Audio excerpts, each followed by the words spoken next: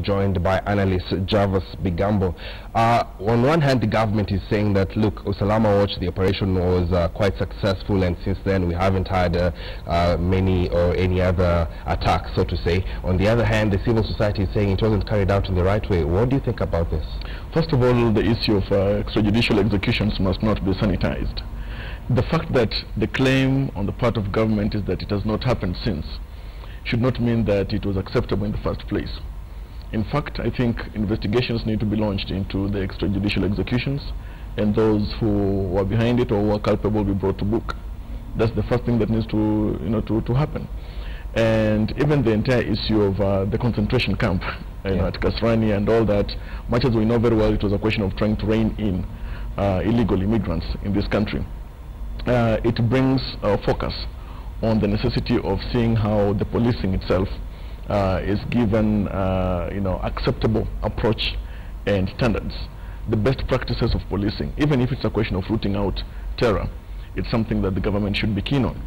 And you see, far too many people have disappeared, whether it's at the coast and various places in this country, and it should be in the interest of government to account for all these persons who have disappeared. The issue of enforced disappearances and extrajudicial executions is something that contravenes the provisions of the Constitution of Kenya 2010 under the Bill of Rights. Well, and in regards to that, do you think that it is targeted towards one community, and what message are we sending? Because recently the perception about the Somalis living in Kenya has been quite negative.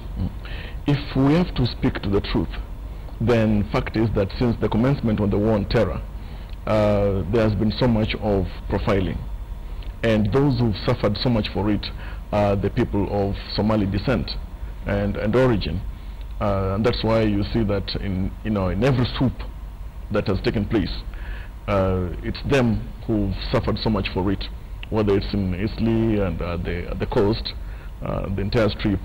They're the ones who've suffered for it. The profiling, and even if we were to look back in retrospect to the remarks of the US President Barack Obama, the issue of profiling, whether it's on grounds of whether it's religion or race, tribe, it's something that does not catalyze good governance.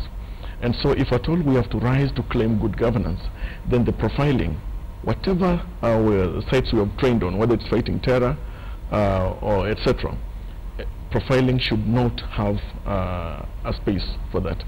Well, during his address, Obama also said that having the civil society could be a way towards addressing terrorism in the country, having the civil society talk to some of these groups that are targeted for recruitment into Al-Shabaab. Do you think this could help the country towards ending terrorism? Well, civil society itself plays a very crucial role. Historically, even in this country, it has played a very crucial role, even toward getting the new constitution in Kenya. We've seen that the provisions, various provisions of the Constitution mirror some of the thoughts and agitations of the civil society. However, I think recent efforts have seen the possible shrinking of the space for the civil society, especially, for instance, with the introduction of the PBO Act, which seeks to restrict financing to civil society organizations from foreign donor agencies to only a possible 15% foreign, so that the rest should be local. And we know very well that historically government has not financed civil society in this country. But also looking at the manner in which, for instance, the civil society carried or conducted itself when it met President Obama, it performed dismally. Because if you look at some of the questions that civil society actors or representatives raised when they met President Obama, it seemed so much like complaining or raising issues so that President Obama can speak to government to address them. And in fact, the right questions that the civil society should be asking or should have asked did not take place.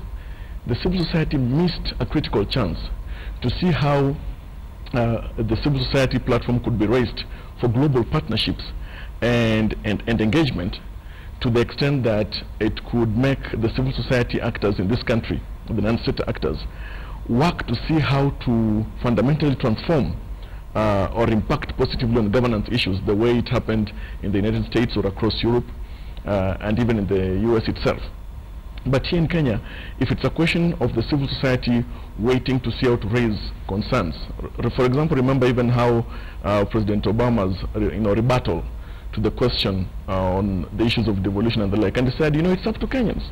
The US cannot come in to direct Kenyans on how to implement the devolved government here. And so the civil society itself should see how to position itself to impact positively on good governance in this country than waiting to raise questions with Big Brother.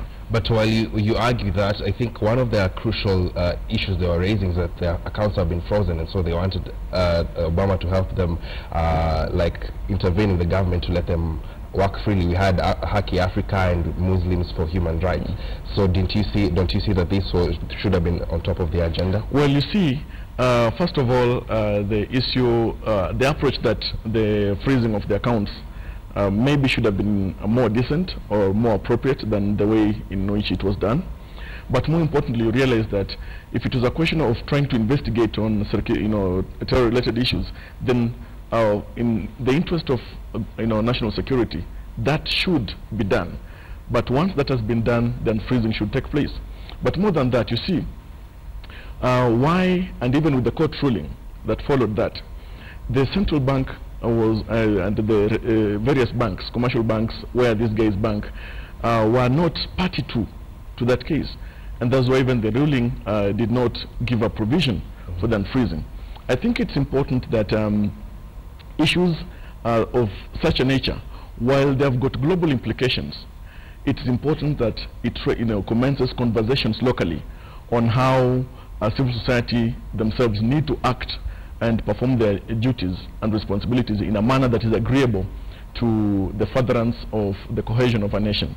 And more importantly, you realize that it's not all the accounts of civil societies that have been frozen, much as it affects the acting of all the civil society organizations, but it's only the accounts of two institutions that were frozen. Well, Javas, we're going to hold this conversation a bit later, and of course so that we just understand how we can counter terrorism in the country.